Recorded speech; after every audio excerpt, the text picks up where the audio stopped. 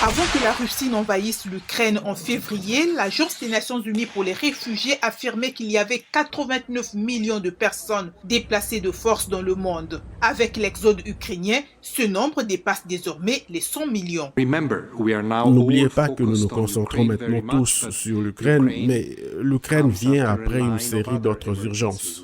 Le nouveau rapport du HCR sur les tendances mondiales indique que l'an dernier, 5 crises ont totalisé près de 70% de toutes les personnes déplacées de Syrie, du Venezuela, d'Afghanistan, du Soudan du Sud et du Myanmar. En Afghanistan, 24 millions de personnes ont besoin d'aide humanitaire. L'économie est en lambeaux et les talibans imposent davantage de restrictions aux femmes et aux filles. Selon le HCR, toutes ces pressions ont poussé 2,7 millions d'Afghans à partir. Donc les gens traversent les frontières, parfois avec des visas, mais la plupart du temps sans visa et sans papier, parfois jusqu'à 20 000 personnes par jour.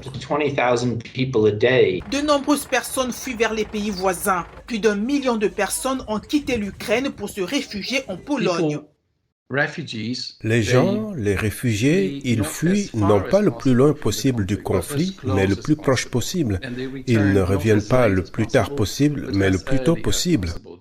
En 2021, seuls 5,7 millions de personnes déplacées et de réfugiés sont rentrés chez eux ou dans leur pays d'origine. L'objectif de la Journée mondiale des réfugiés de cette année est le droit de rechercher la sécurité. Les nations les plus riches ont des bilans mitigés en matière d'accueil des réfugiés et des demandeurs d'asile.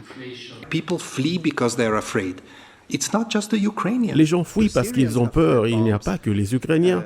Les Syriens ont fui les bombes. Les gens du Tigré ont fui les bombes. Les habitants du Sahel fuient les bombes ou les attaques vicieuses. Donc, la peur de l'insécurité est la même, que l'on soit ukrainien ou nicaraguayen. Secouée par la peur et l'incertitude, Irina Morikvas a fui l'Ukraine avec son fils peu après l'invasion russe, laissant son mari derrière elle. Nous n'avons pris que les choses les plus importantes et avons traversé la frontière. Maintenant installée aux Pays-Bas, Irina Morikvas, artiste, a collaboré avec le HCR sur l'emoji Twitter de la Journée mondiale des réfugiés de cette année.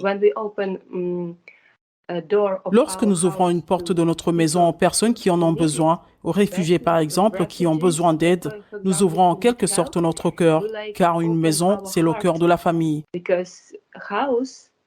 Pour des dizaines de millions de réfugiés et de personnes déplacées dans le monde, l'espoir, c'est également de trouver un accueil sûr et chaleureux.